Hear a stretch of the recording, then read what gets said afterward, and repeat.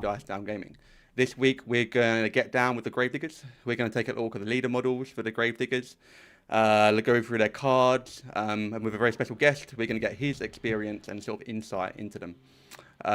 Before I do that, welcome Dan, welcome Chris. Thanks so much for joining us. Welcome everyone in the chat. Thanks for joining us if you've given your time. Dan, how's your week been, buddy?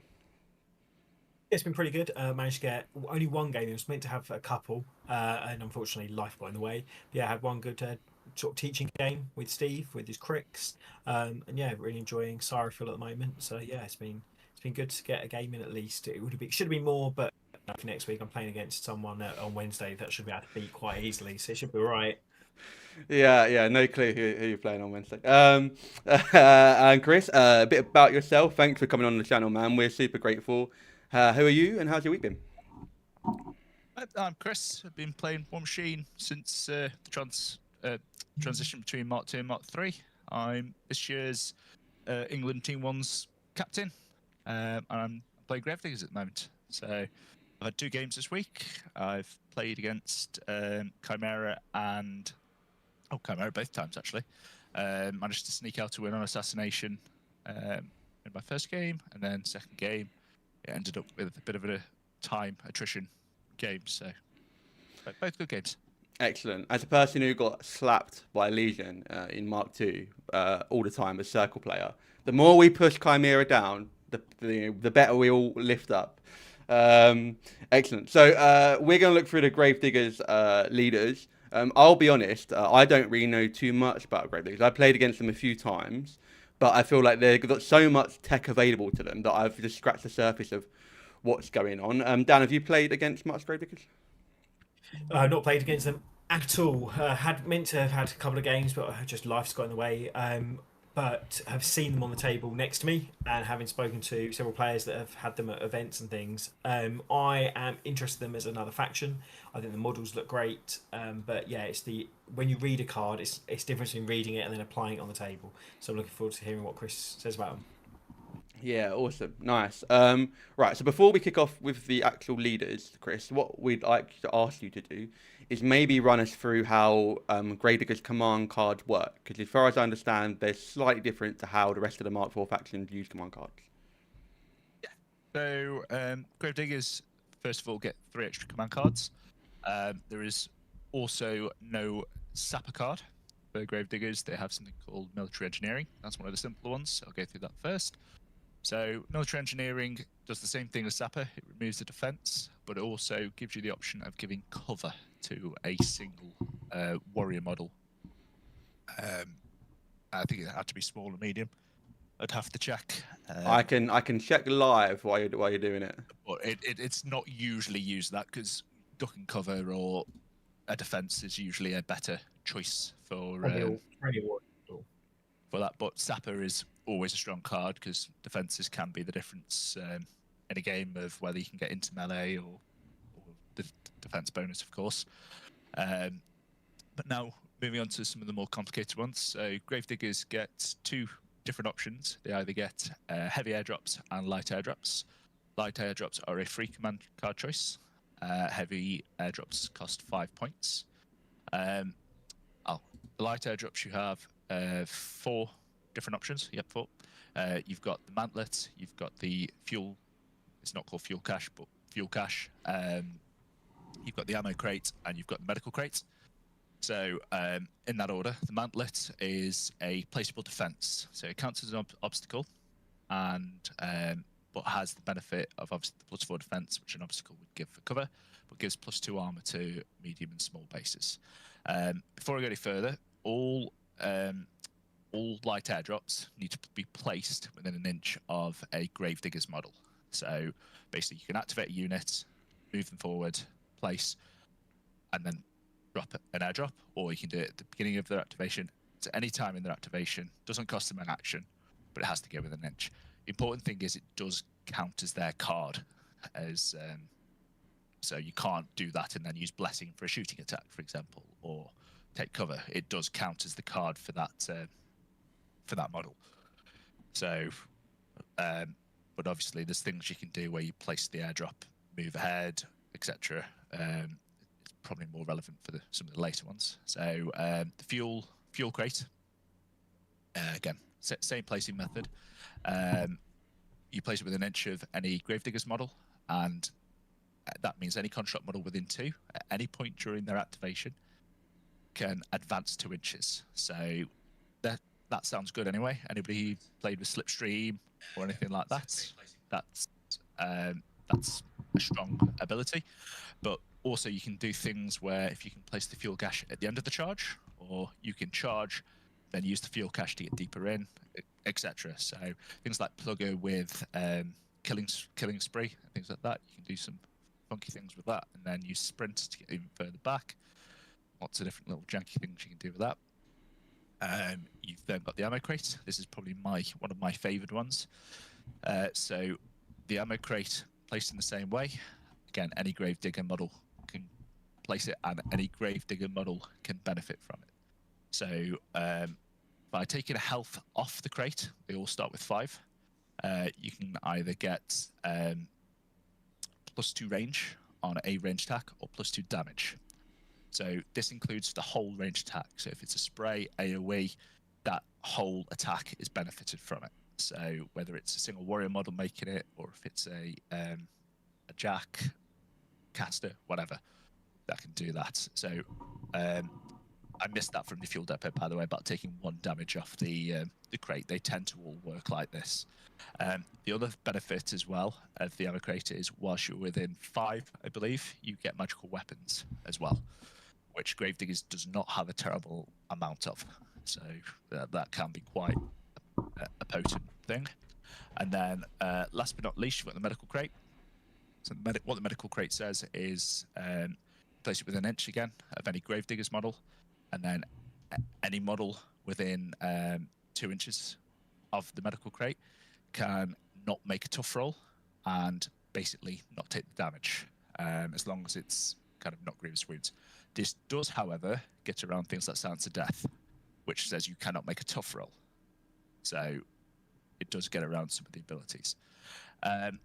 One thing to bear in mind with all these as well is most of them do call out Gravedigger model.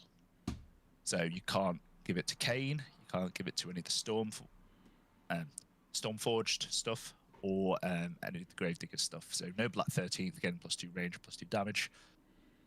With the exception of the fuel cache, all the jacks can benefit from that, I believe. I'm now doubting myself now I've said it, so... No, that sounds about correct. With the arcane ammunition, it's 2 inches for magical. The rest was spot on. Alex R says, hey y'all. Maybe it's American, maybe it's not. But thanks for joining us, Alex. Any other sort of command cards worth highlighting, Chris? Yep, so moving on to the heavy airdrops. So heavy airdrops, as I said, cost 5 points. They have to be dropped within an inch of a Gravediggers model. The heavy crate airdrop, basically heavy weapons drop, sorry, lets one of the Valiants gain a weapon effectively. So it's either a flamer, which is range 10, power 14 with flare, a howitzer, which is range 16, power 14 with momentum, or a rocket pod, which is rate of fire 2, power 14/8, AoE 2, sorry. So some good options there, but you also get a focus when you go over the crate. So what you can do is, again, a little bit more of Gravedigger's tech, is you move infantry forward, place the crate middle of the way, charge your jack in, whether you've used an ability like Fleets with one of the casters, and you can pick up the crate mid-charge to gain the focus back. So you're getting there with 3 focus rather than the 2 that you normally would. You've got the benefit of having a flamethrower or a slam cannon or whatever. And then we probably move into one of the more complicated ones. It's the light war drops you can do. So this is limited to any model with a Gravediggers model with the Jack Marshall keyword, which is most of the infantry, including the units, have got the Jack Marshall keyword. So same kind of thing. At any point during activation, drop it within an inch of a Jack Marshall model. That model must sacrifice its movement or its action. So still attack, still move. So great for contesting. The one I typically use is the blocker. It's def 13, armor 16, with set defense and a shield. So it's quite tanky with 22 boxes off the top of my head. So they're a great little contesting model. But that's how they work. Whistle stop tour. Excellent. That's really excellent. So you get 8 cards rather than your 5. You could take all Gravediggers cards, or you could take some generic ones and slot in heavy light drops as you wish. But that's really interesting. And obviously there's almost a mini game in itself in list construction and what cards you're going to take. And are you going to drop a light jack? Are you going to drop a hard point to a Valiant? There's loads going on there. Bees, hello. Welcome. Thanks for joining us, Bees. And Alex is indeed in the US. So thank you for joining us all the way away from the US. That's really, really cool. Right, so let's get into the meat and potatoes of what we're doing today. So we're going to go through each of the Gravediggers casters. We're going to go through the card, me or Dan. And then Chris is going to tell us a bit about what he thoughts on the general caster and what he thinks is good with it. Then he's going to get the opportunity to place it in a tier relationship to the meta as it currently stands. So we're going to kick off with Captain Buck Hasker. Yeah, 17 boxes with speed 6, arcane attack 6, mat 7, rat 6, def 15, armor 16, arc 6, and control 12. Interestingly, he's unstoppable, pathfinder, tough, and dual attack. Field Marshal Prowl, so your cohort models, if they've got stealth, will be getting the benefit of concealment, get the benefit of stealth. And Killing Spree, if he kills a model in melee, he's allowed to move an inch and make an additional melee attack. Damien, hi everyone. Thanks for joining us, Damien. Where are you from, man? Thanks for joining us. He's got a Mechanica grenade, which is rat 6, range 6, AoE 2, 14, 18. It's magical, and it's got 3 attack types. You can strip upkeeps, which is really sweet. You can gain +2 damage rolls to the attack, or you can give something -2 speed. So yeah, some really nice tech in the grenade. And he's got a hand cannon with reload 1. It's a power 12 hand cannon, you can shoot twice. Got a melee weapon that's got grievous wounds, mat 7 with a range of 1. And we've got a feat of Minefield. So this places 3 mine tokens anywhere completely within Hasker's control range. Enemy models treat the area within 3 of a mine as rough terrain. When the enemy model enters, placed, or enters activation within 3 of a mine, you roll a d6. On 1 to 3, nothing happens. It was a dud. 4 to 6, it's an unboostable power 14 damage roll, and it's knocked down. Model disabled by a minefield cannot make a tough roll. It lasts for 1 round. When the feat expires, you remove the mines. We've got 2 spell rack slots and 3 base spells. Cursed Fate is -2 def to a model/unit, and when a damage roll result in the model that fails to exceed the armor, you can do 1 point automatically. Escort, iconic, +2 speed for your battle group, and +2 armor while within 1 or more cohort models within 3 of it. I thought I gave it Pathfinder, but I'm wrong. And Veiler Miss is Place a Cloud. Alex said, glad to be here, was a Mark II competitive player and have been getting back into the game since last with Mark IV, playing Grimkin and picked up Graves along with Old Umbry. Excellent, like really great to hear you getting back into it. Old Umbry look fantastic, so great army choice. Damien played against Gravediggers last weekend, very interesting. And Damien's from France. Awesome, man, thank you for joining us. I was going to do a terrible French accent, I'm going to leave that. Chris, what are your thoughts on Buck Hasker? I think Hasker's actually really interesting. I'll be honest, I don't think it's the meta for him at the moment. I think Hasker probably wants to play into infantry rather than the heavies and things we're looking at the moment, especially the colossal meta we're seeing, because the mines don't do an awful lot to him.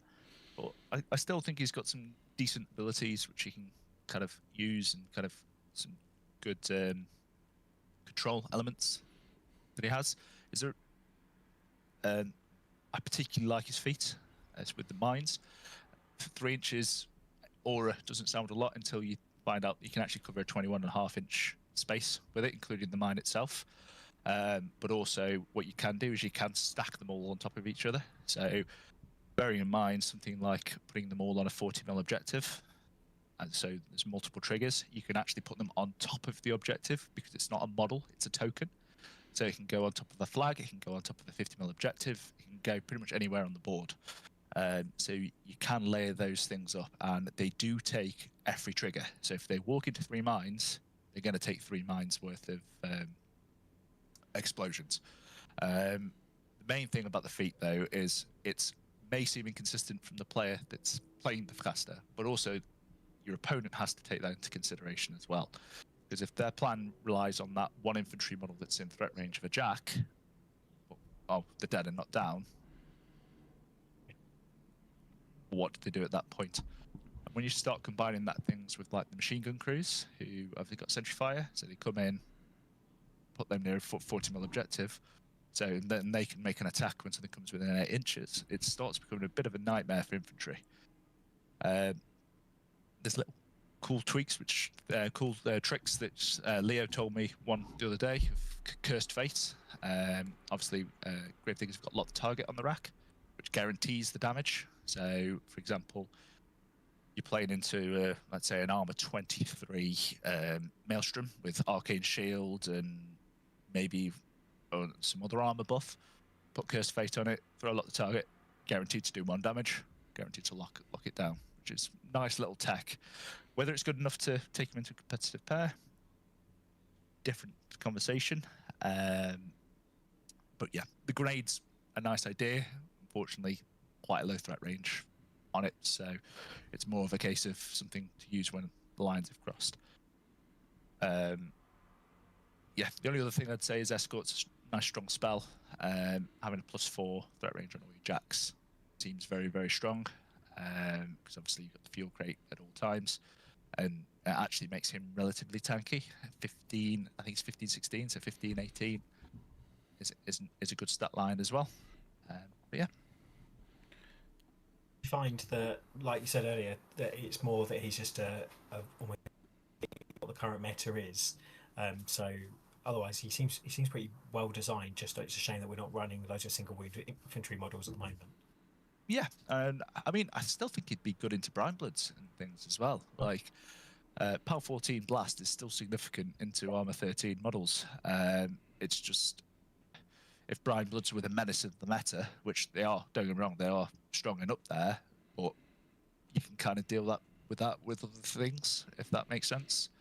You don't need to take a specific answer for it, but say Orgoth started running loads of Assault Reavers, and then you've got other factions with low armor, kind of, as you say, single wound.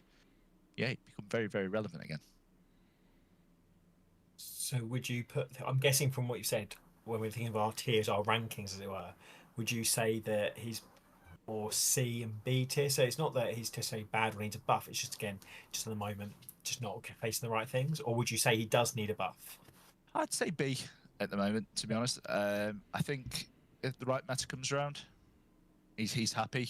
He's got enough going for him to play, and I think you could go X and O or X and 1 with him quite comfortably. But it's whether you be tying your hand a little bit behind your back. Yeah, really, thank you for that great insight, Chris. Alex said, I'm excited for Umbre, played Circle, Legion, and Cryptian Mark II. I literally played all them armies, so obviously great taste. Yeah, great point about the feat. I actually played against Hasker on Saturday, and I was running Firequill with a bunch of heavies with ranged attacks and a king. So typically, you know, like you say, he put the feet down, and I was like, well, my king can just ignore this, doesn't really do much.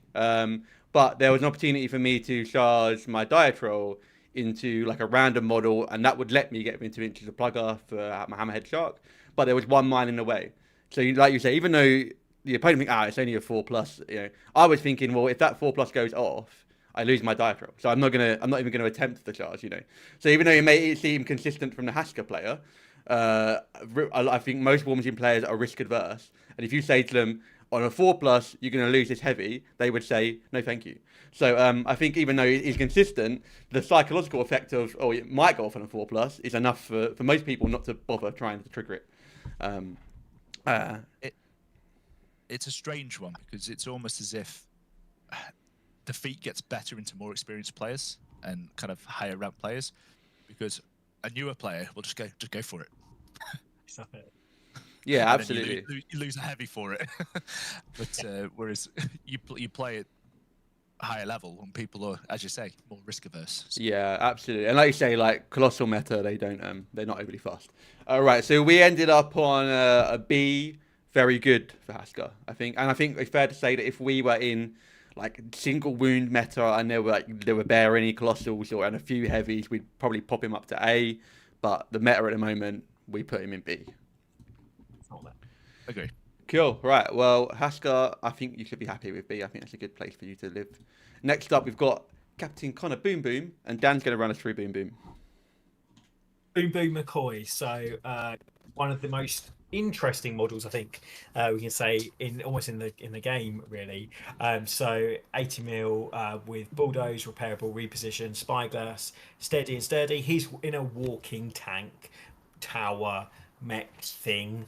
We've got speed 5, arcane attack 6, mat 6, rat 6, defense 9, so he's going to get hit by everything, but his armor 19 with 24 boxes, arcane 6 and control 12. That control 12, it's a bit low for some things, but he's got heavy mortar, which is a range 15, AoE 3, 14, 10, so that's going to kill any single wound infantry if we had them in the meta.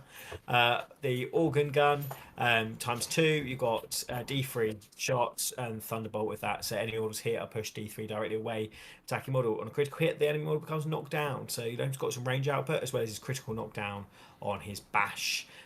The feat, McCoy and friendly faction models that begin their activation in his control range gain cavalry, so that means boosted charge on so boosted charge attacks.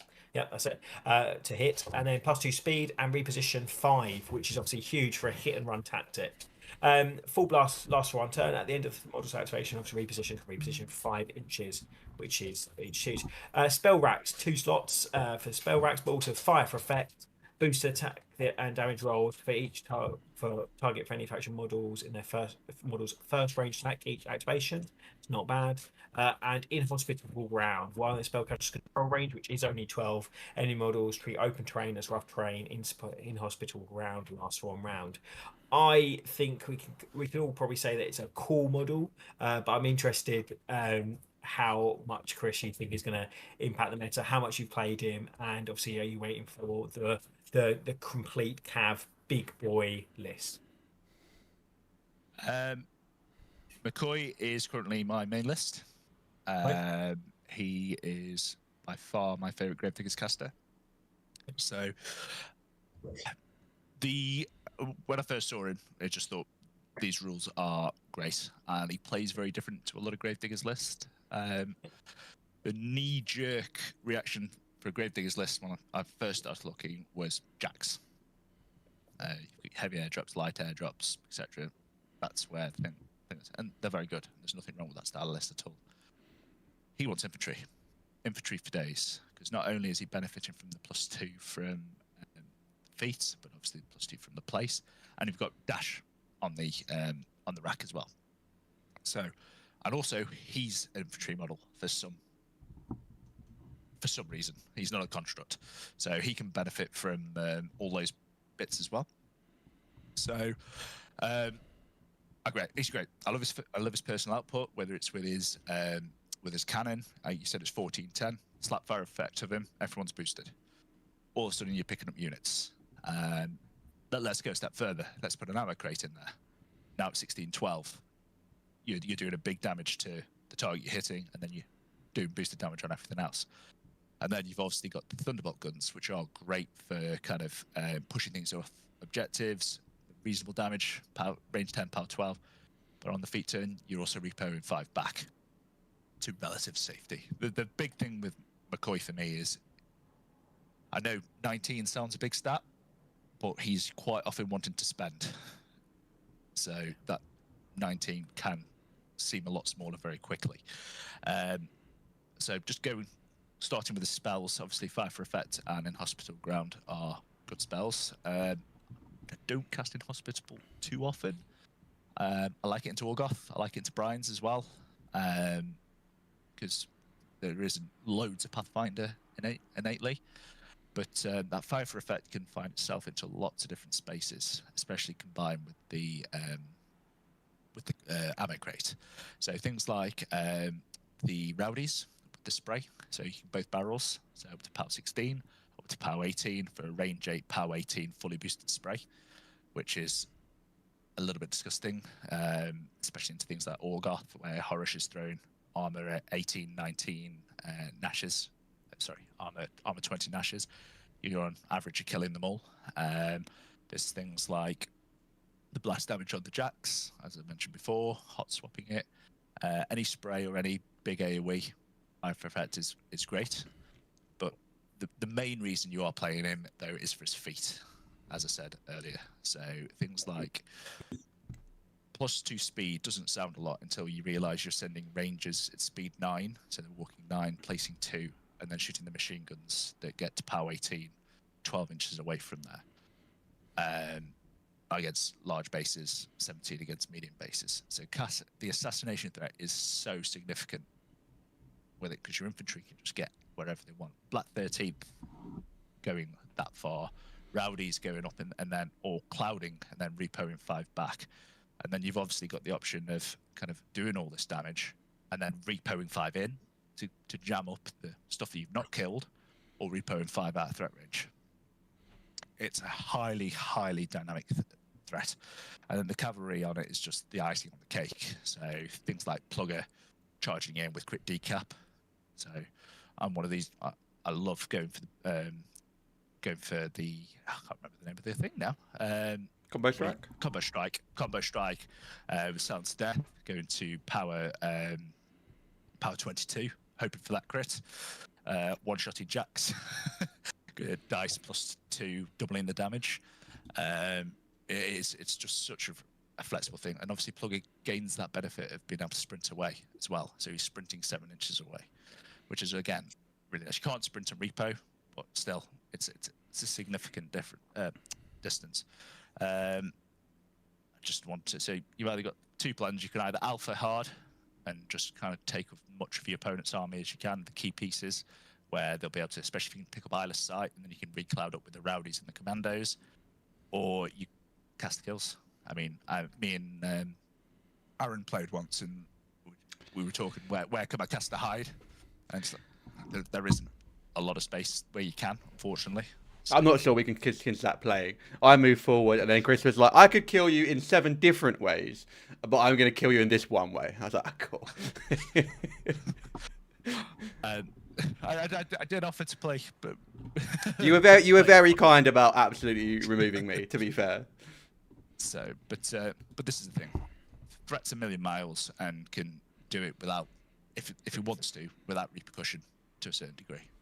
Yeah, awesome. In the chat, Martin, I definitely need to start playing more. Yes, you should play more because Warmachine is a great deal of fun. I have all of my Gravediggers painted other than Boom Boom. Well, rectify that as well. Looking forward to borrowing some information from this podcast, mainly from Chris, but we're very glad you're here, and we hope you can get some information from Chris.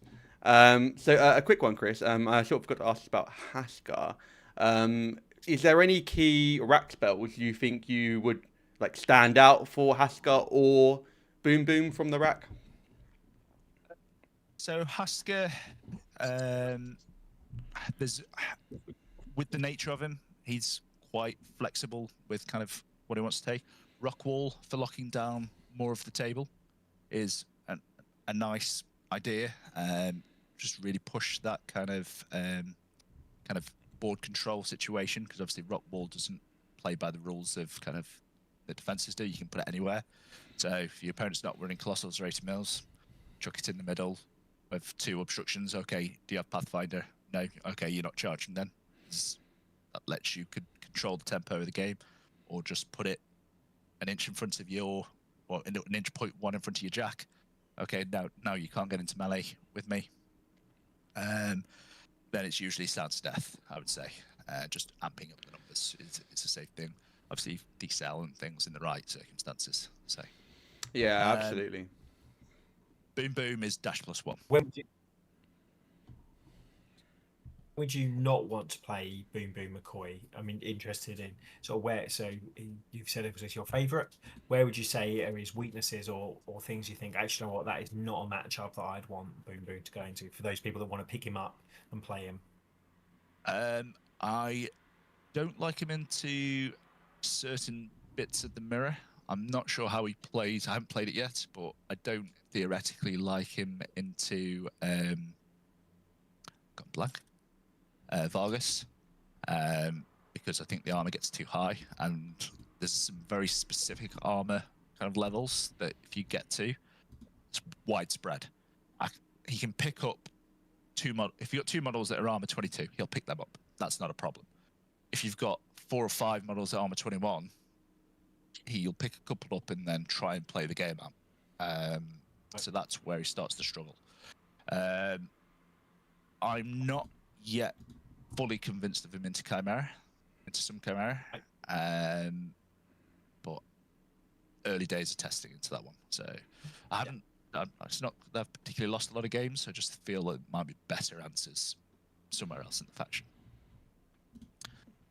And then rat spells. Sorry, dash, and then it's situational. So whether it's decel or Silence of Death, depending on what you're playing into.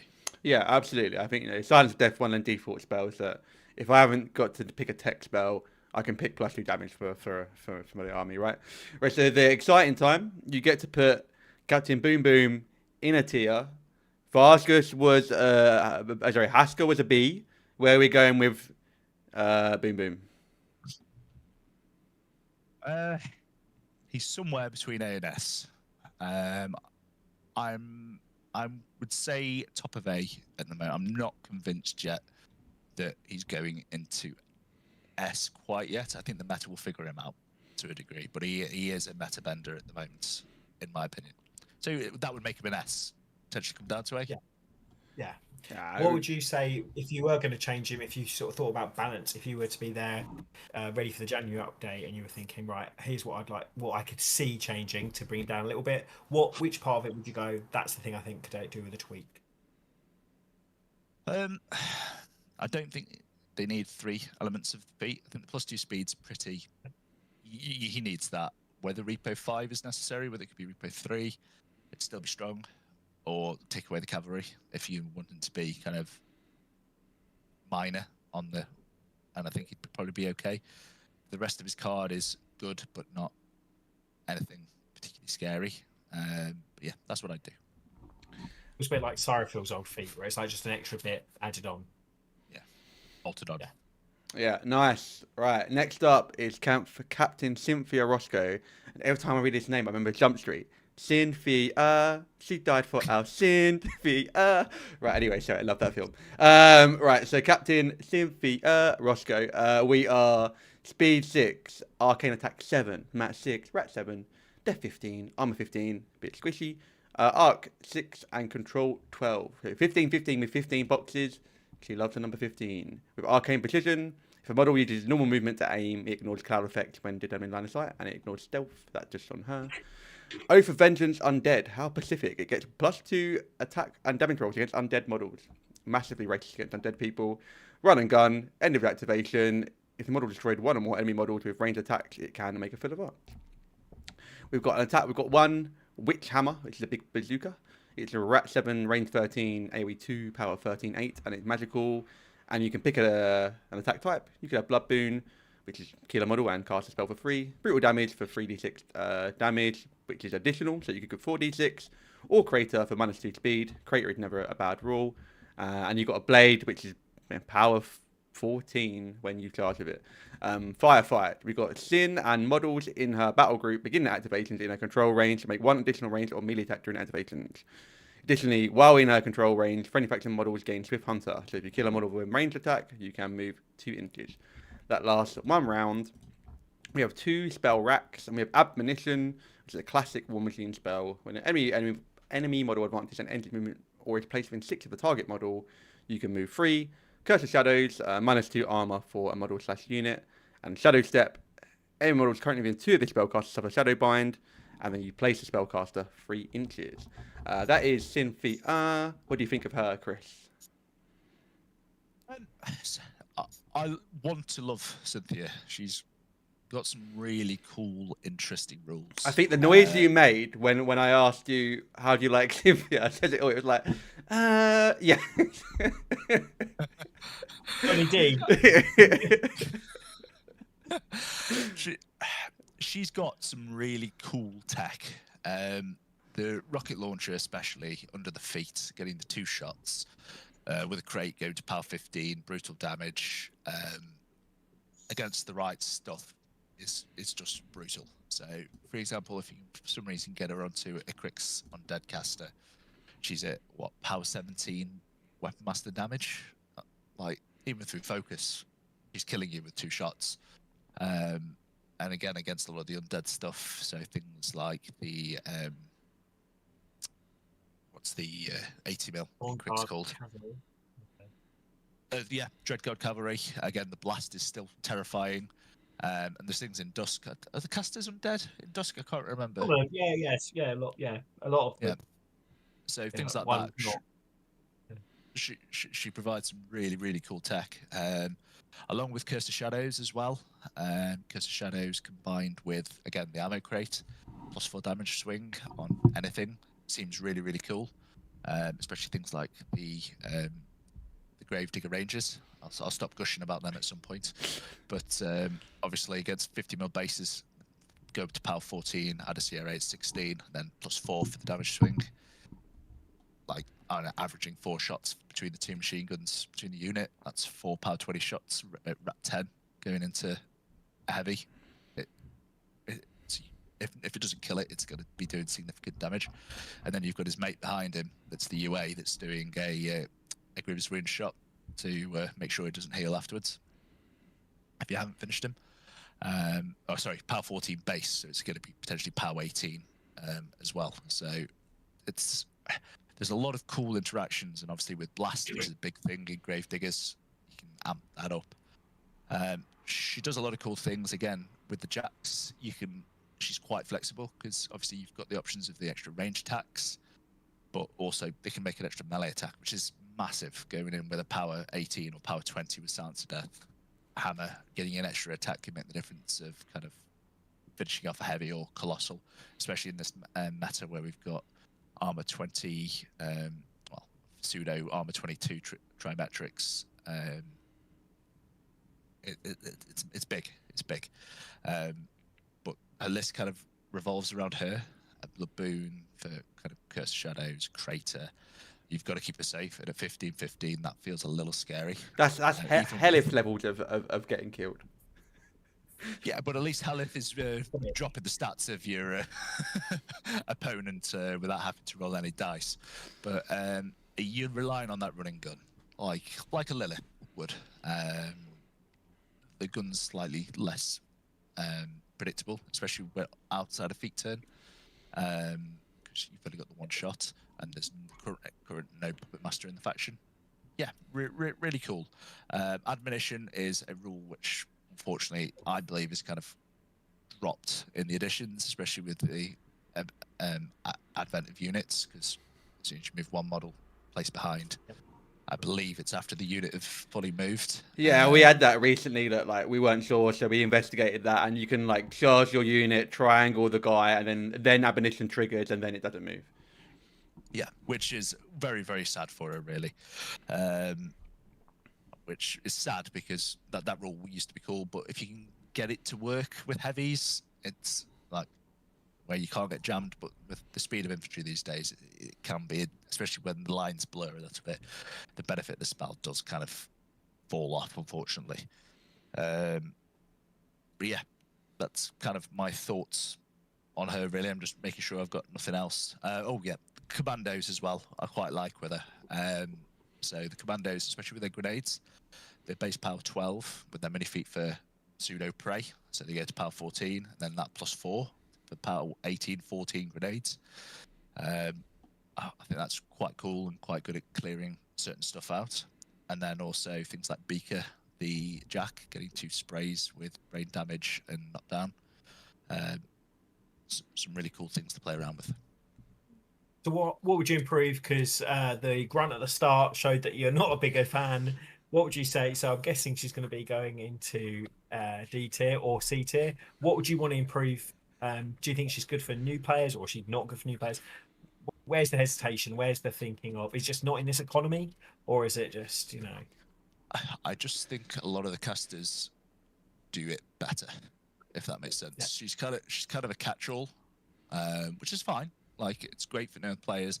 Having a caster that does some work, shoots a rocket launcher, makes a dent, but kind of can help a faction, help the group a little bit. It's great.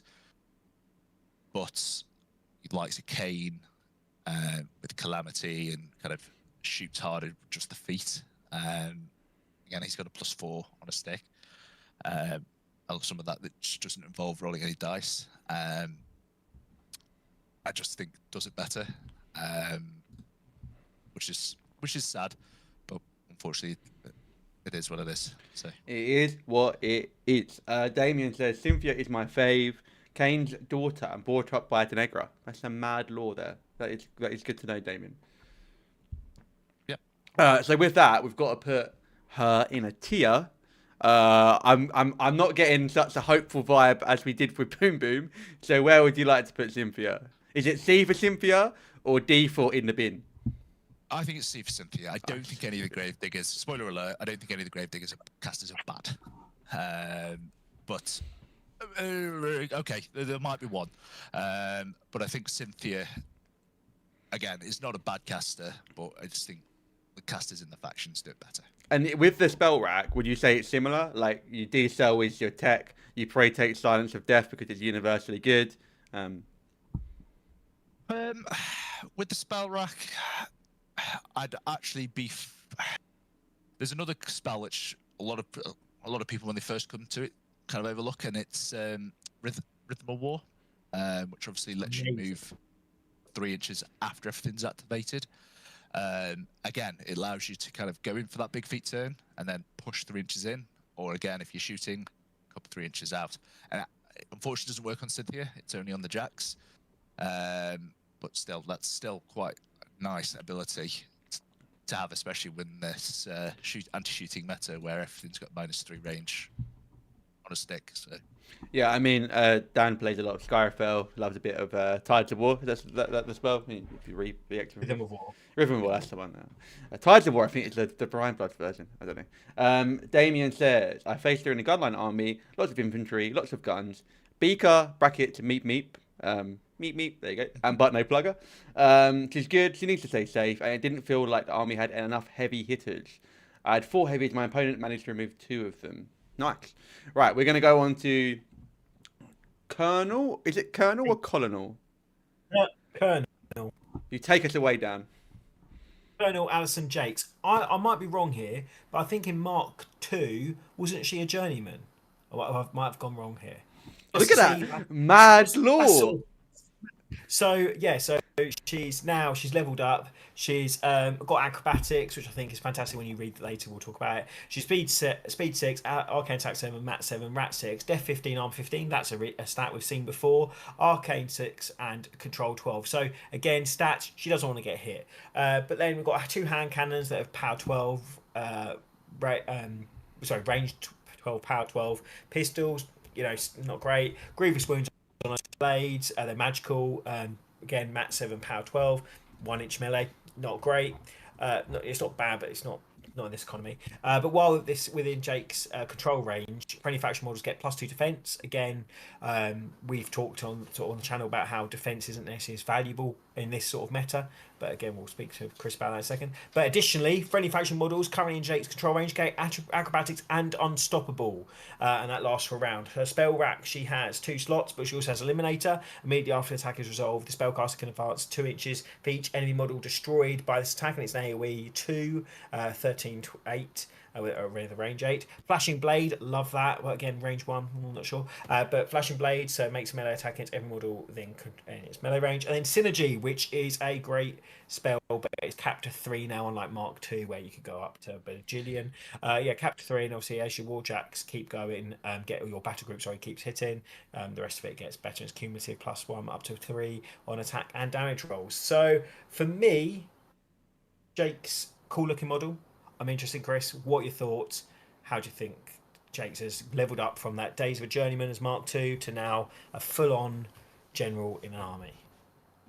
Yeah, Jake's is up there with is a very good pair for Gravediggers. She deals a lot of damage in melee, which is something against some of the higher armor that I say we can struggle with.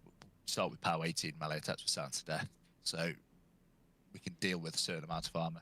But obviously, Synergy has always been one of those great spells for stack of that armor.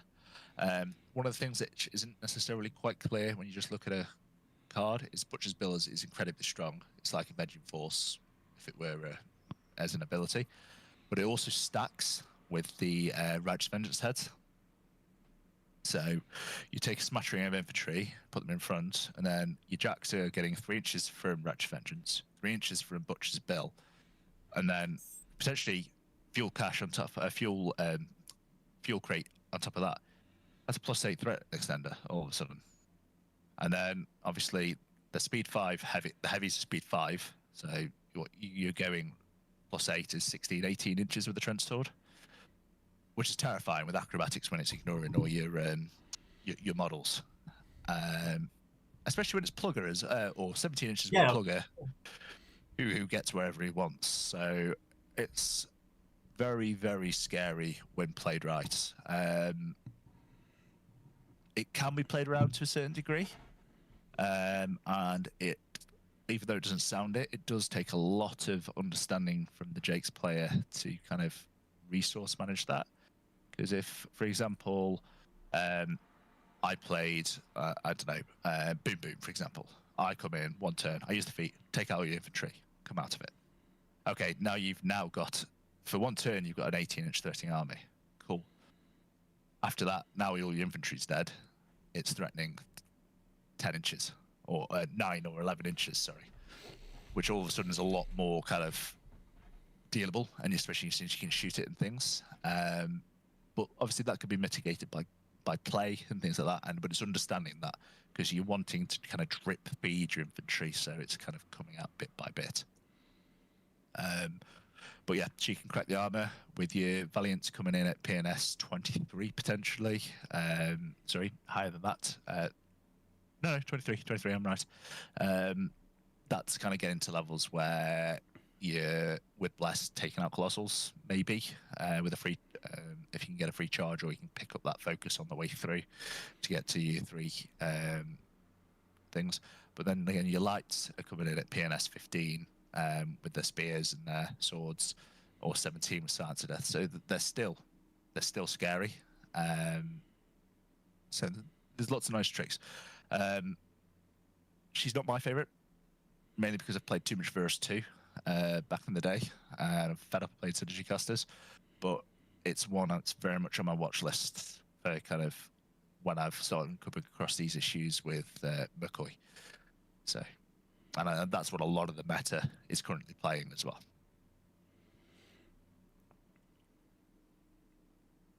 Do you recommend new players, or is it more, that's like say pairing? So you've got your main late Jakes as that option. How would you feel that? Sorry, you broke up a lot there, but I think I got the gist of it. So I think she is fairly new player friendly. It's a melee army in its essence. You can obviously put some guns in, throw some harpoons in. It's interesting. The Lights especially are quite fragile if you can get hold of them. So anybody that's played a Synergy army knows that obviously the value of it starts dropping quite heavily when you start losing Synergy setters. And Gravediggers aren't typically cheap models either. So especially with your infantry and things for Butcher's Bill and Righteous Vengeance, you can start feeling that pretty quickly. But yeah, I feel like she makes a great pair. I know Leo's going to be kind of Leo's Jake's biggest fan, but she's very, very good, and she does answer some questions that Gravediggers can struggle to answer, even in the mirror against Vargus. Yeah, I suppose also, like you say, with your 18-inch threat, the turn that you do come back at them, you could feat for acrobatics, so getting to someone's caster isn't impossible. And it's like you say, it looks like it requires a bit of resource management of your own list as the Jake's player. Damien in the chat says, Hot Holy Menoff, a synergy caster with decent stats and decent spells. Also says that Jake is she's the main character of the Warmachine's Tactics video game, which I never got to play. And he also said, I'd play with her any day, which made me laugh. And they qualified, I mean on the table, because it made me laugh. So, Jake's, where is the lady going on the tier of... So far, we've got an A, B, and a C so far. So where's she going to sit? I think she's in the A tier, just because of what she provides for Gravediggers. She's offering, I mean, paired with McCoy, you've got some absolutely insane threat ranges. One focus on shooting, one focusing on melee. That puts you in some decent positions.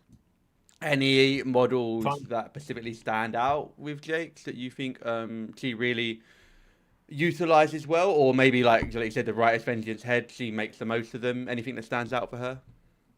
Patriots and Valiants you wanted to take, and probably Plugger if you could afford him. And in the nature of a synergy list, you probably wanted to keep them fairly cheap. So maybe hammers, maybe the odd trench sword for the extra inch of threat is nice, and harpoons can be quite interesting because again, getting into weird position, pulling stuff out the way to get further, or increasing that threat range on the non-feat turn as well. And it's also not to be sniffed at the +2 defense either, because I know you're saying, but 14 on a heavy chassis is significant. It's less significant on an armor 13, 14 model, because chances are the second attack you buy. But if you're missing attacks with a heavy going into a heavy, it becomes problematic, and then there can be the difference if you're killing that heavy or not. So adding things like barriers or walls to fight over Def 16, then it does really become problematic, and that's where you're wanting those sapper cards to kind of avoid that happening. Yeah, great point. Great point. So we are over the halfway mark, and next up we've got one of the OGs of Warmachine, Major Allister Caine. So we recently did Caine for Storm Legion with Leo. It'd be great to see how he sits in Gravediggers. We're 15 boxes, we're speed 7, arcane attack 6, rat 9, def 17, only armor 13, arc 6, and control 12. We've got Pathfinder and we've got Gunfighter. It's got evasive. When it's hit by an enemy attack, you can move 2 inches. You've got Field Marshal evasive, so your Warjack's going to get this. Headshot, whatever Caine disables, you can't tough and is removed from play. And leadership gun mages within 10, they gain headshot. So that's Deuce, Black 13th, and the Falks, I think, might be the solo from the 2-player box set. You've got 2 pistols. We're at 9, range 12, power 12. And we've got an ammo type because we're a gun mage. We've got Heartseeker, which is 3d6 damage and you throw away the lowest dice. Thunderbolt, which pushes d3 away on a crit, you knock down. And Witchmark, if you hit until the end of activation, you can target that model with spells, ignoring range and line of sight. It's really sweet for a spell we're going to go through. Feat, Arcane Conflagration. Violin contains control range. Your gun mages, which I think is limited to his card ray, get, well, I suppose not in Gravediggers because they've got the Trencher gun mages. So there's more gun mages for Gravediggers.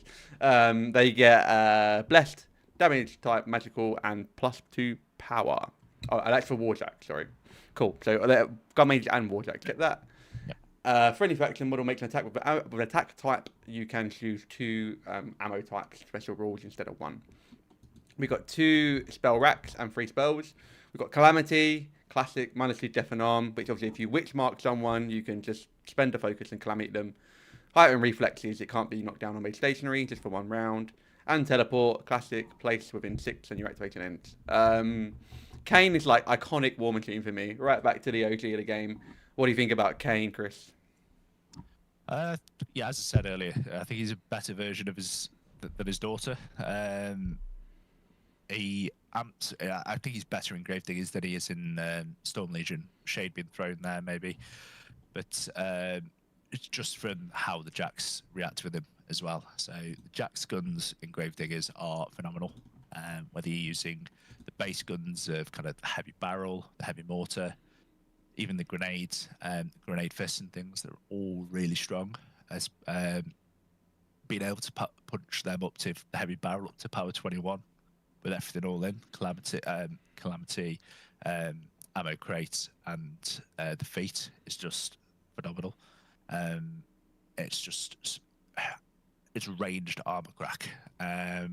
It's just really, really strong. Obviously, you don't overlook the Gravedigger gun mages either, because they can charge in, do some damage, and then their guns all of a sudden go to power 12 with Heartseeker is not nothing, especially if you can get some of the other armor debuffs on.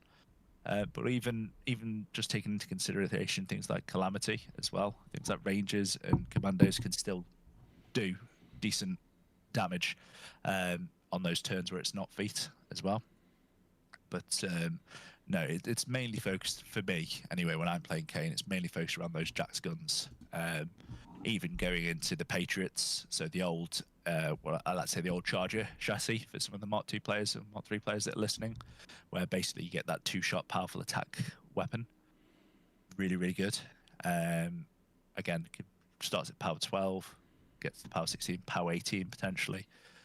You're killing a lot of stuff with that. And there's lots of ways to build them. You can do light spam, you can take Deuce, you can take Plugger. There's lots of different things you can do.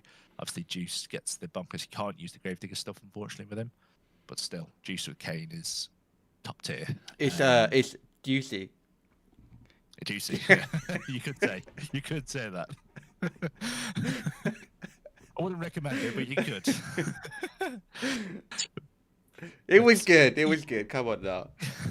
But, I've lost train of thought now. But again, Gravediggers have got things like the Rowdies to kind of block line of sight with cloud walls and things like that as well. I just think most elements with Caine are better with Gravediggers than they are with Storm Legion. Yeah, nice. Is there any sort of specific units or spell rack spells he think makes shine? I think this is probably the one case where, depending on your Jack build-up, you may consider not taking Silence to Death. Different situations call for different things, like Rock Wall for Caine himself, which can't be sapped away, is a nice thing if you're worried about him getting range assassinated.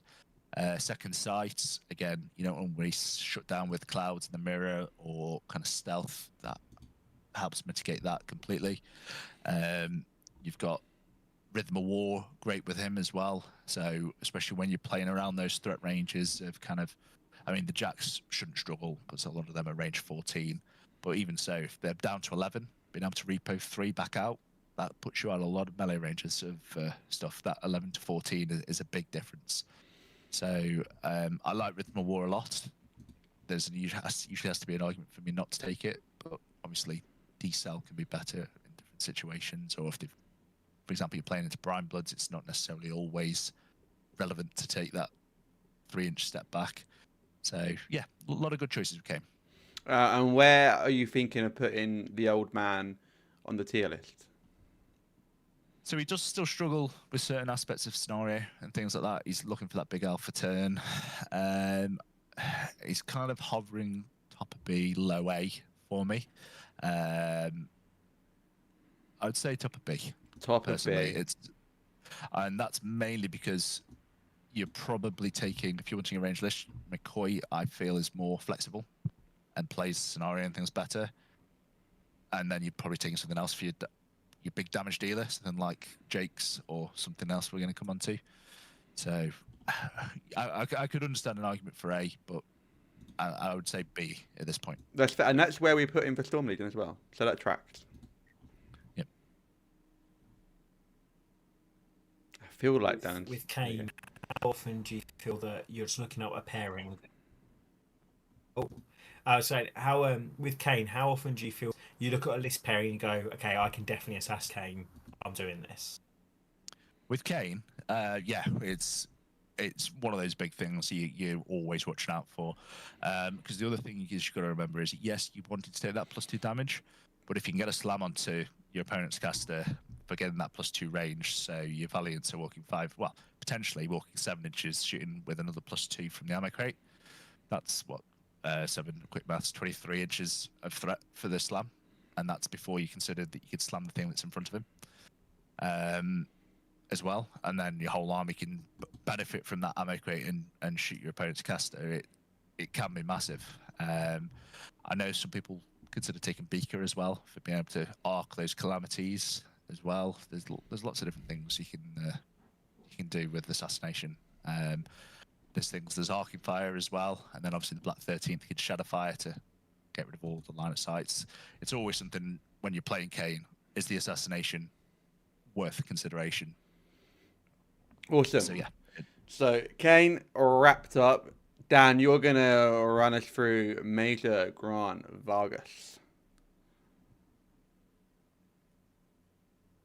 So Vargus is my favourite model out of all the all the classes. But we start off with speed 5, arcane attack 6, mat 7, defense 16. We've seen those sort of similar stats before. 40 mil base, arcane 7, and control 12. He's evasive, so when he's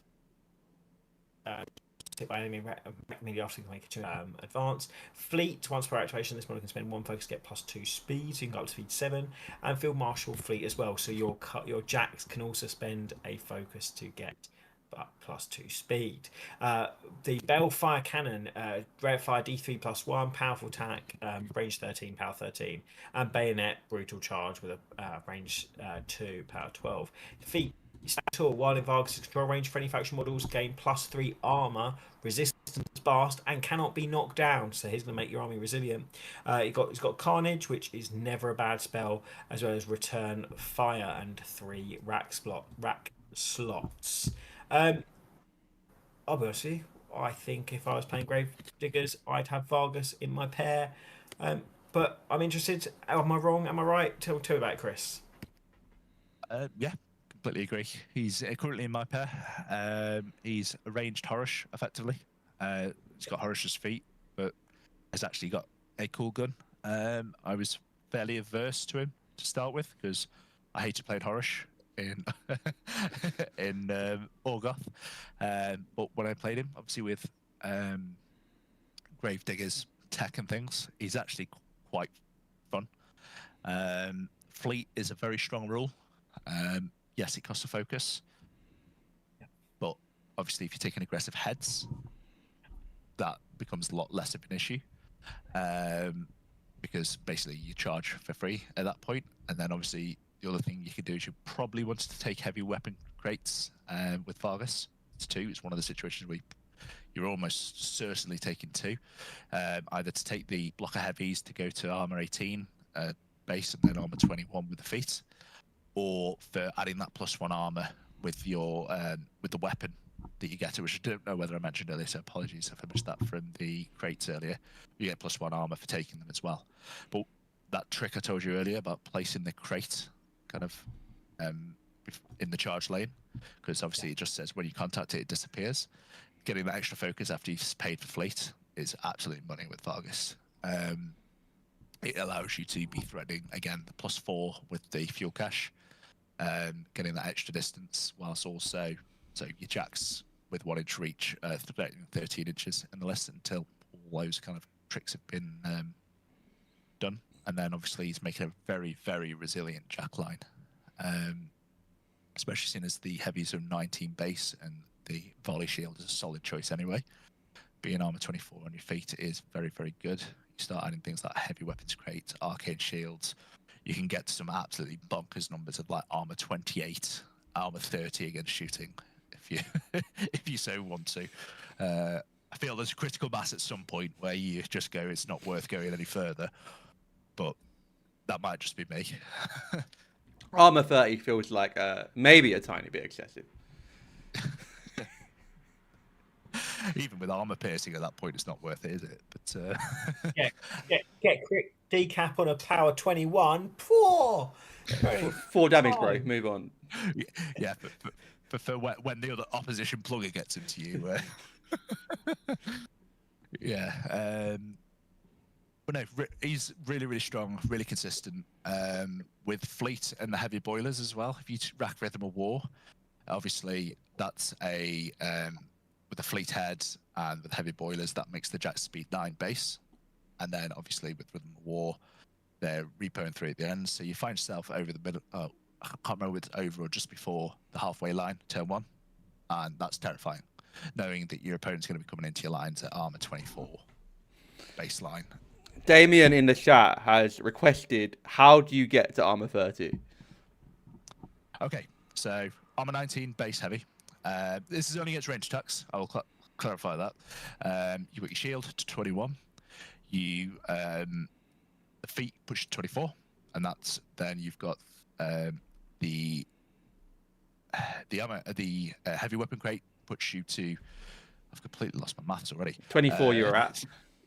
24 down up to 25. Then you've got D-cell? Arcane Shield. Yeah. For 3, and then D-cell for 2. There you go, Damien.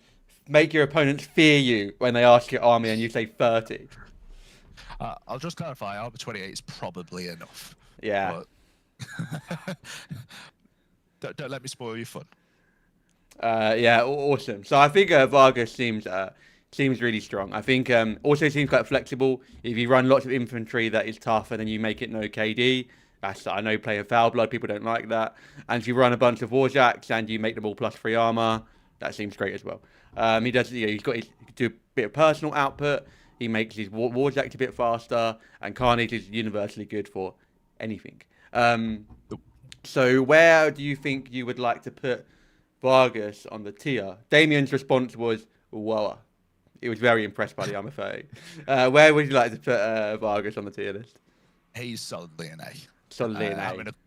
Having a clump of heavies just go up the board altogether, but he can be answered.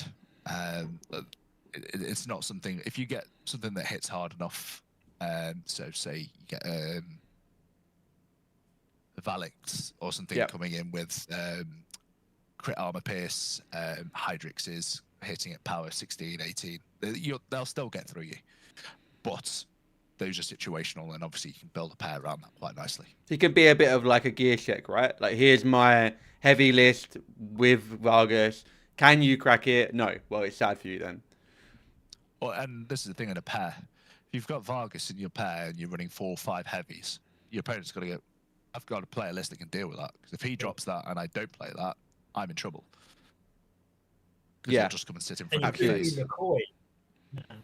Would you like to put him top A, between our current selection, or bottom of A?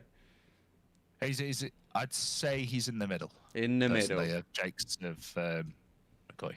Right, let's do... There you go, Dan. You got him. Would you recommend him as the starter cast? Absolutely. He's got really good personal output with powerful attack. Don't sleep on that, because it's power 13, obviously with an ammo crate up to power 15. Fully boosted attacks, great for caster kills. He can fleet himself, don't forget that, because he can then walk 7 or charge 10. I believe he's got dual attack. Yeah. I have to check that. So charge your 11 inches and then shoot 13. He'll kill casters. Absolutely. Obviously, D3+1 attacks, let's say averages out on 3. 3 fully boosted 15s is pretty scary. So if you're doing 5 damage on each, say the camping 3 focus, you're in the realms of killing a caster. So yeah, absolutely. Damien says that crit armor pierce is nasty, but only halves the base armor. All the bonuses still apply. It'll be nice to hit, but not on one shot. Yeah, you can really make good stuff. Thank you, Vargus. Right, last but no means least, the smallest model with the biggest hammer is Sparkhammer. We have 17 boxes. We're speed 5, arcane attack 6, mat 7, rat 6, death 13, but armor 17, arc 7, and control 12. We're immune to lightning, or resistant lightning, and we've got dual attack, which I feel like every model has dual attack these days, so fair enough. Storm's got a range 6 control range gun. I should probably go through the actual arcane machinery first. Once per activation, you can pick one of these rules. Reduce the cost of each spell you cast by 1 to a minimum of 1. Ionization. With any model without resistance to electricity, each suffers an electrical damage roll. While within this model's control range, you can add 2 to the roll, or you can make a control 16. So your range control gun can be a range 16 gun. It's a rate of fire 1, power 14. You ignore concealment, cover, elevation, and stealth with it, and it's crit KD. You've got a melee attack with a Maelstrom, range 2, power 14. It's got beatback, and lightning generator, which is like D3 electro leaps from what you hit. The feat is cloudburst, so you can do all 3 of your arcane materials in one turn. So additional control range, the ionization, and the reduced spell cost you get all in one go. And then while in Sparkhammer's control range, for any models that can reroll Stormcaller attacks. So your Stormcallers, if they're still called that, and then the 40mm guys, I don't know what they're called, they can reroll their stuff. We've got 2 spell racks and 4 base spells. Inhospitable Ground, pretty good with control 16. Jackhammer, which you can make cost 1. Mobility, +2 speed and pathfinder for your battle group. And Sunhammer, which, man, I remember Moshar having this in Mark 2 and I didn't cast it then. But when someone moves into your advanced 1 more than 1, they D3 damage points. What do you think of the littlest guy with the biggest hammer, Chris? I want to love him. I want to love him because I think he's got some really cool tech, especially with Lock the Target on the rack. He's probably the one that can abuse it the most. He wants to take Beaker as well, which is nice because sometimes Beaker can feel a little bit expensive for what you're taking, even though he does bring some efficiency in. But he's got some interesting things. Like, obviously, you can spam Lock the Target with him, which is nice, being one cost. Go through Beaker, you get re-rolls and things like that, which is nice. Mobility as a spell is one of my biggest frustrations with him, because mobility and Jackhammer don't work together. Because you can't cast mobility to run like you do when you play against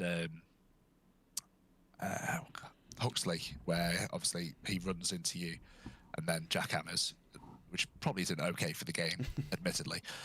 But obviously with Sparkhammer, you can't get that kind of synergy off, because obviously you've got to cast mobility on the jack, but then you can't move your jacks to go do the jackhammer.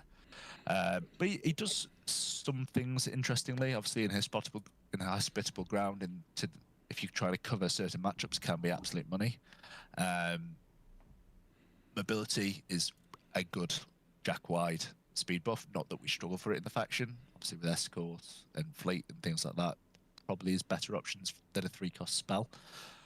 Obviously, he can make it 2-cost or even a 1-cost. So, little trick here, obviously, and it sounds really counterintuitive. Beaker has an ability that says he can make spells cost 1 less when they're arc through him, and it's been ruled that does not have to include spells with a target. So even if it's control or anything like that, you can still benefit from them. So you can arc mobility and have it cost 1 under Sparkhammer's arcane machinery. Don't know why it's ruled like that. It makes no sense, but it does. So yeah, I suppose it's not really come up before where you could previously arc through an arc node with a control range spell, but you've never been able to reduce the cost by doing that. So it's the first time you've had to actually make use of being able to arc a control spell through an arc node, I suppose. But it is a nice little thing for these more expensive spells like D-Cell and things like that. So it's definitely worth something to consider. New Colossal for Old Umbrace slide in the background there. Cool. So that's not a thing. So I get the feeling that we're sort of on a Cynthia sort of level with Sparkhammer so far, that he sort of does some stuff. He's a bit of like apart from making the most of ionization and taking loads of Stormcallers, you could pretty much take anything, but doesn't have anything that pushes it into a threshold like Vargus does your armor and Jake's does your melee output. Sort of feels like he hasn't got a design criteria. So with that in mind, where would you like to put Sparkhammer? I think he probably sits in that C spot at the moment in the faction with the models we've got. Whether that'll change with different releases is a different kettle of fish. Lock the Target can be really interesting, but there's not really any other spells you want to absolutely spam. I suppose there's an argument that you could spam Chasens into Trimetrics to try and take off Dragon's Blood and the Animi, which could be interesting because 1-cost versions of those you could probably get through the Fury, or just do it to make them have to take French attacks, which is one of my favourite things to do to Hordes players. But yeah, he's struggling with the current meta again, I would say. And would you like to put him above or below Cynthia? I'd say below Cynthia. Okay, so where we ended up with the tier list, which I think, with my limited knowledge, I maybe would have sort of half-assed guessed that we'll be around here. We've got Boom Boom, Vargus and Jake in A. We've got Caine and Hasker in B. And we've got Cynthia and Sparkhammer in C. No one's in S, so we don't think anyone is so good that we would need to tune them down. But maybe that's partly because of Gravediggers are very new. So maybe if the meta rolls over in 3 months and we're all getting boomed off the table, we might say might be yes. And then D, we didn't put anyone in D. We think they're all reasonable enough. But I think if it's fair to say if you turned up with Cynthia and Sparkhammer, you're probably actively handicapping yourself compared to playing B or A casters. So that was really, really, really good. In terms of Gravediggers as a whole, Chris, they feel like an army that if you weren't very practiced against them, or sorry, practiced playing them, you may sort of be struggling on using the clock as a resource. How have you found managing all the tech you've got available to you in regards to a clock? The first few games you're going to find quite tricky, and playing those smaller model count armies can benefit you in that. So running the battle group heavy and things like that, but still, it's learning to use all those limited resources you've got, those light airdrops, to kind of gain that much time, because it can still be a time sink. And sometimes what I always tell kind of players that are looking to take that step into the competitive kind of thing, take a good move over a great move that's going to take you five minutes. If you're staying out of threat and doing damage, that's typically going to be enough if you're not going in.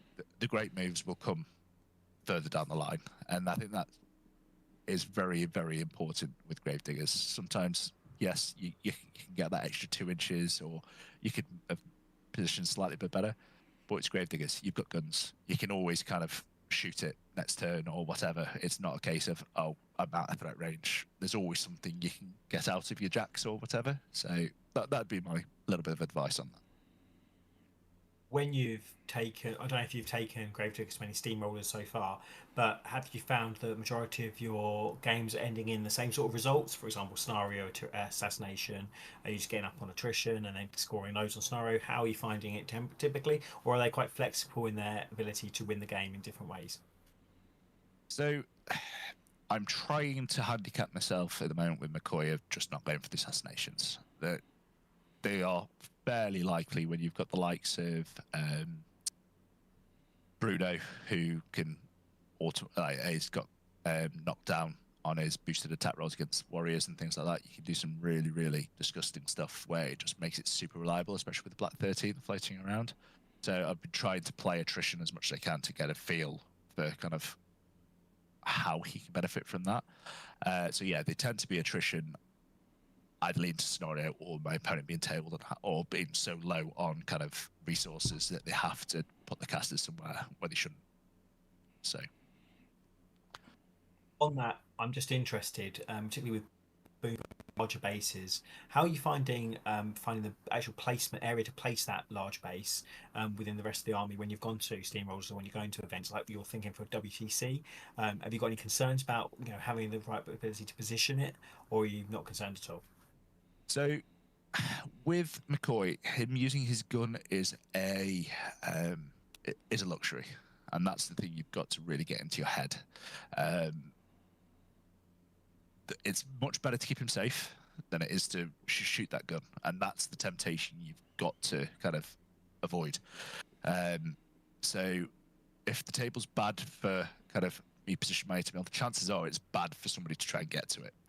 Yes, control 12 is not great, but if you've got a building in the way of your shooting, and you've got a building in the way of something coming into melee with you or shooting him, because not everywhere runs this, but WTC is they all play the buildings effectively 10 inches tall, so 80 mils and colossals can hide behind them. So you can play around that. If you can get to a position where you've been able to come out, shoot, move 2 inches in the center of the board or relatively central in the board for the whole game, you're happy. But the biggest thing is getting him killed and keeping him safe more than anything, rather than terrain and things like that getting in the way, because he gets rid of defenses, he gets rid of those things to trip up on, and obviously cheating by having tactician and faction as well makes things a lot easier as well. Awesome. We'll go through. I've got a question from chat, and I've got a question about Phantasm, because it'll be good to hear your inputs on that. And then we'll probably wrap up. We've got near about an hour and a half, so that's perfect timing. Damien says, what can Gravediggers do against Cador Bisons, which I assume have been causing him trouble? Cador Bisons, so I seem to remember they're armor 19. So they're for me, perfect kind of shooting targets for things like Rangers. So you can soften up with your jacks, but then you're dropping a ammo crate. Your Rangers are going in. As I mentioned earlier, single CRAs with the machine gunners, and just basically you're going to be hitting them with power 18s. Depending on the caster, you can make that higher, but it's not a significant resource trade. Yes, if you're trading an 8-point unit of Rangers for, I believe Bison's 11 points, don't quote me on that, but that's still a fairly good trade, and also you can do it from 12 inches back. Caine don't have a great option of kind of stopping range attacks. They're probably one of the weaker for it, but you can shoot them. And then there's also things like, obviously, if that doesn't quite do it, have one of your heavies shoot it with a POW 14, POW 16 gun. Is always kind of always works. Bisons are a tricky thing to play against, don't get me wrong, but we are fairly well placed to shoot them off the table effectively. Nice. Okay, so I think we've got 2 more questions actually. I thought of one as you were talking about. So first of all, this is more related to Gravedigger, so we'll go with this one first. But where do you think, with your sort of expertise, and obviously you play a lot of high-level games, you're a really great player, where do you think the Gravediggers will sit in the meta once they've settled? Say 6 months down the line. Say end of the year, they've got 300 games registered on Longshanks. There's people experienced with them. Where do you think they're going to end up? I think Gravediggers will not look impressive on stats. They fit somewhere where they're an incredibly high skill cap faction. So for those that don't know, that means they've got a lot of potential to get very good with them, but they are quite tricky to play to start with. So things like their stuff is very highly costed.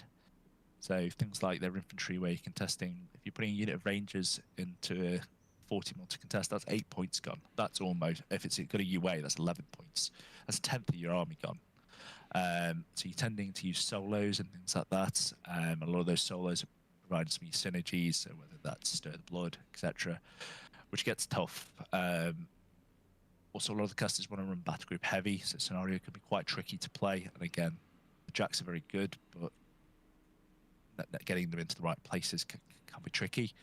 But I think in the right hands of the great and good players, you're going to see some really good results from them. But it's going to take some time to see those, and it's not necessarily going to reflect on stats. You see them being really popular at the WTC then with those higher skill players, and do you see that being an essential part of most WTC teams? I know of some of the top WTC teams from info I've kind of gathered. Yes, I see them being. I already know they're on 2 to 3 of the teams, or being very heavily considered. So yeah, I think we expect to see them there. Sometimes taking the place of Storm Legion, sometimes in tandem with them. Nice, yeah. I think it's a great way to sum it up is that the stats may not reflect them so well, because you might have some players which haven't had the reps, or just lack the skill to push them to that ceiling. So their stats might be low, but you'll have them players like say like yourself and other players that master them, that will go and win the big events and maybe sort of be atypical to how they look on Longshanks. Yeah, nice. Cool. So one more question. This isn't Gravedigger related, but obviously last Wednesday we got the rules for the Phantasm. Have you had a chance to have a look at it? What are your thoughts? I have. I'm impressed with it. It's very, very strong. Dust deserves some nice things at the moment with where they're sat in the meta, personally. Especially with their situation with the battle group. Battle group's an area where Dusk have traditionally struggled, and some nice shooting options for Dusk. I think I was having a conversation on Discord about this. I think there's an argument for Dusk players to take one in both lists, depending on your pair. I think if you've got access to it, funds, etc., I think there's a very, very valid argument for having one in your pair at the very, very least. Yeah, nice. I'm gonna me and Dan are gonna play on Wednesday, and you're gonna probably plop some sort of base on the table, aren't you, for the Phantasm, Dan? Yeah. I think I'm probably going to buy one. Probably, yeah. Maybe. I I could go at length of why I think the Phantasm's going to be fantastic. Had the same sort of discussion, had the same sort of thought. I've written lists with them in both pairings, along with double Phantasm. I am interested in how some people are trying to pair them with certain casters. I think that there is some definite strengths out there, but also I'm concerned with it's all well and good having two Phantasms on the table with a certain caster, but that caster then can be quite a victim in himself, especially if grievous wounds is a thing. So I'm looking at it a different way. But yeah, I'm going to test on Wednesday against some scrub, see how they do. I think I'm going to test one on a Wednesday, Aaron, because I've only got one big proxy base. Yeah, whatever, mate. Yeah. Well, whatever, it'll be fine. You can lose to one big base or two big bases. Makes no difference to me. Right, excellent. This is a really excellent sort of time to wrap up. First of all, I say a really big shout out in the channel. We peaked at like 15 people watching. That's the most people I've ever had watch the live thing we do on Sundays. So yeah, thanks guys. And there have been loads of people talking in the chat. So thanks so much. I'm really truly grateful. Dan, thanks for your time as ever. Chris, thanks for your time, mate. Like your insights were massively valuable, and we appreciate you taking the time to come on the channel today. You're welcome. Can I just say one more thing, which I forgot about the medical crate? Absolutely can. The medical crate can bring back models as well. Grunts. I very rarely use it, but it is something I don't want to be undersold the medical crate. So. Yeah, fantastic. Damien said thanks, nice discussion. Yeah, thanks everyone for joining us. Thanks, Chris. Thanks, Dan. I think me and Dan are going to be back next week talking about some other random nonsense. And thanks everyone for joining us, and we'll see you next time. Bye.